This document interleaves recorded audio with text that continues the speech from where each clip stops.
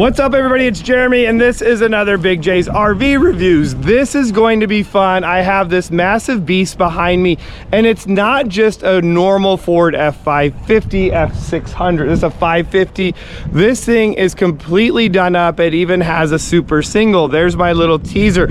We're gonna take this thing out, we're gonna drive it. I wanna know how it drives and see if all the hype is worth what is amazing stuff is done on there. If this is your first time at the channel, my name is Jeremy and I've been building vans and custom suspension for over 25 years and I love doing it. I also love what other people are doing, and so I have Carl with me. Carl's gonna talk about the cool stuff that Liquid Spring did to this motorhome. So this is not your normal motorhome, Carl. This is like your motorhome on steroids. Absolutely. I mean, this thing is massive. What size are the tires, first of all? So these are a 41-inch tire. Okay. On 20-inch wheels, like you said, the single wheel conversion. That is amazing. We'll go to the back in a second, but up here in the front. So now with a Liquid Spring setup, you're still running the normal Ford axle. Correct. Okay. Ford axle. And then all that's now, it just no longer has a coil spring and a shock. We're going straight to now just the Liquid Spring setup. Okay. Yes, absolutely. So what we do on the front end, we do change the radius arm so we can maintain our caster angle. So we're doing a longer radius arm, or you just change the caster in it? Okay. Change the caster in it. So okay. We get that back with the lift. It's a 2-inch lifted front. That's all we need for 41s when we do the big fender well cutouts. Now you have this little module on the radius arm. So is that measuring like how fast the wheel? Oh, that's just the height. Height sensor for the suspension. Okay, so you can see that monster. There's the new radius arm all in there. Okay, so then in the rear, we're ditching the leaf springs in the rear. Correct. And we are going to a 4-link setup as well. Exactly. Now, normally this would have 2 rear wheels on it. Now we have one massive one. So what do you guys feel is the biggest advantage of the one single one over the duals? So if you're going to go and take this thing off of a paved road, right, you know, you need a bigger footprint. You know, that footprint's going to allow you to get off. You know, if I want to go out in the meadow, if I'm going to go out in the sand, you need that big footprint to keep you from sinking. The dualies are just too narrow of a tire, and they sink down, and you'll get rocks between them. And that's the big thing. You have all of these rocks. Like, we're out here in Quartzsite, and it's like you're gonna get these rocks, and the worst thing is like getting those rocks. Yeah, and then before you know it, you're like, oh, did I puncture a tire? Absolutely. So definitely can see that. Now this is giant, so you can see the giant 4-link bars up on there. That is pretty cool. And then the same thing, we have our module there to control the height. So how much, it almost looks like this thing is lowered. So now, can this still go, this can go lower still. Yes. But you can see how that wheel well is just, it's tucked almost in there. That's pretty damn sexy though.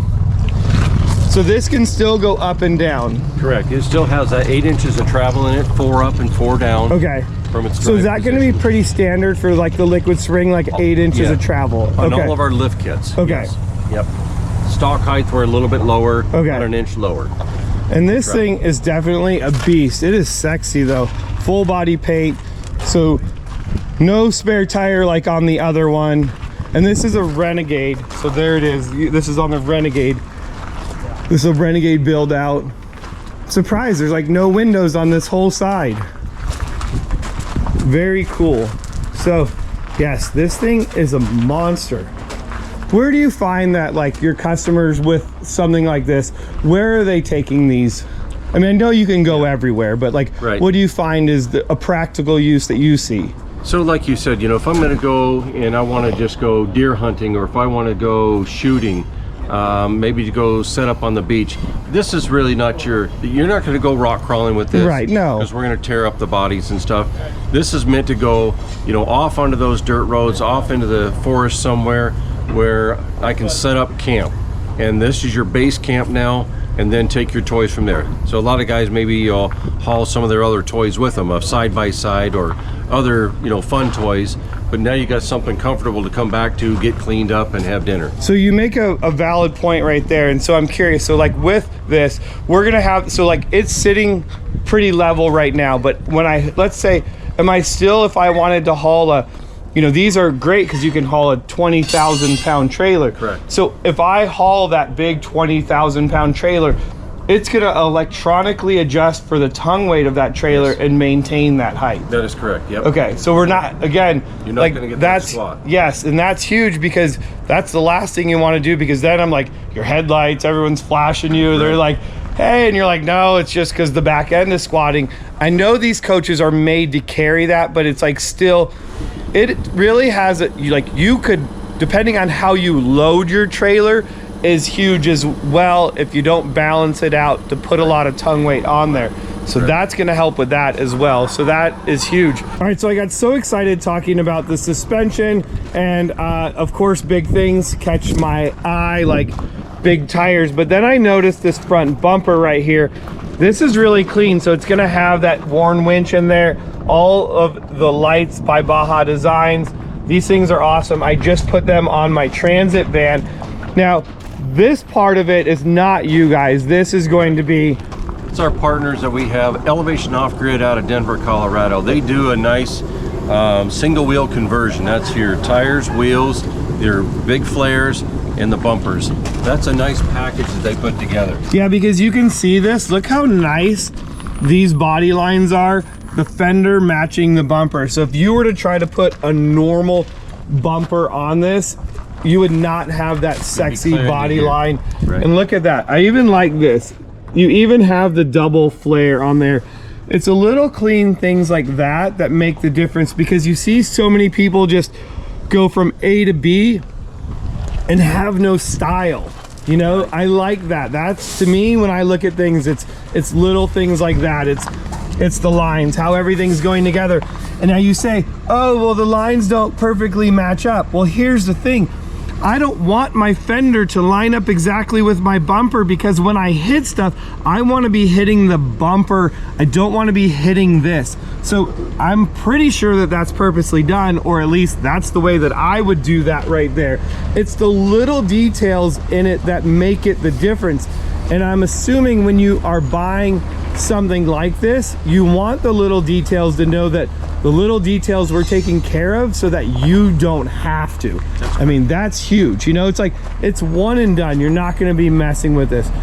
One other thing we did talk about too, what is called the leveling system on this. Yes, True Earth. True Earth.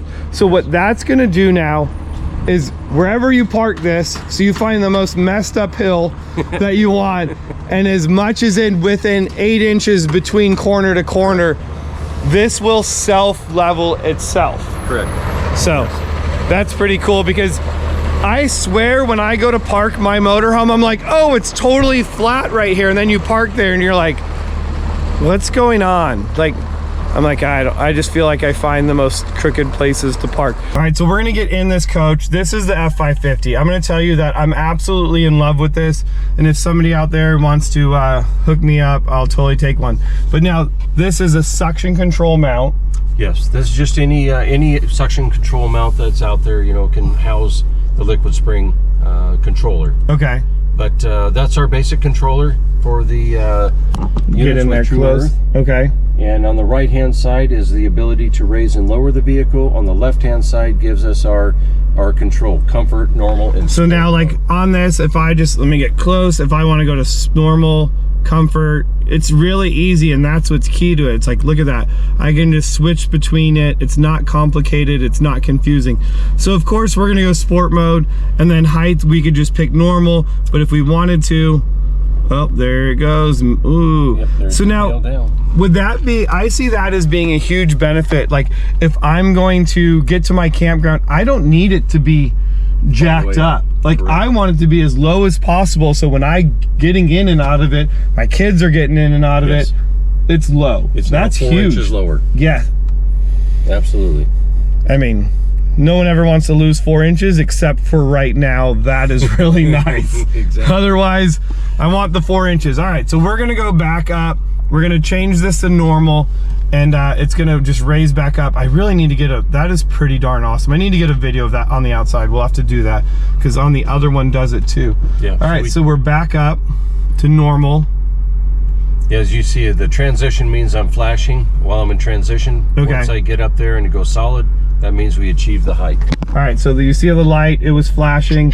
Now it's solid, there it is. So now we're going, and you can feel it just going up steadily. And that's what you're saying.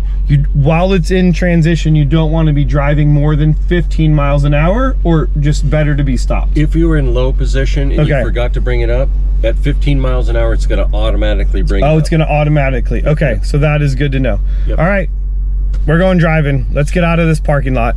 Because if you were to look at how much this moves, you would be able to tell how bumpy the road is, yet not in here. Like, even this, we're gonna get this nice little bottom.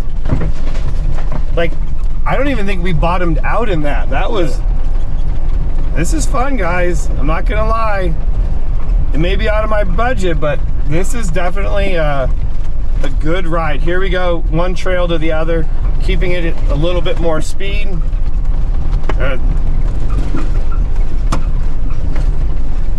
Now when we get on that, okay, so here's another one. So like right now, the trail right there was off camber. Like we were at a pretty good angle. Is it going to try to correct itself and keep it level, or will it let you stay like that? No, it's going to maintain its height between the axle and the frame. Okay. So it's not going to like level the coach. Right. Where true earth, once we get parked, that's where we can hit the button and we'll actually level the coach so that we are not at an angle. Okay, yeah, because you could definitely see the disadvantage. That you see where I'm going. If it was trying to constantly stay level, you're like, no, I want it to lean. I want it to like follow the road. Yep. So is this normal? Is this what normally you guys do on these things, or is this? This would be on the, I would say, the far end of things we'd want to go.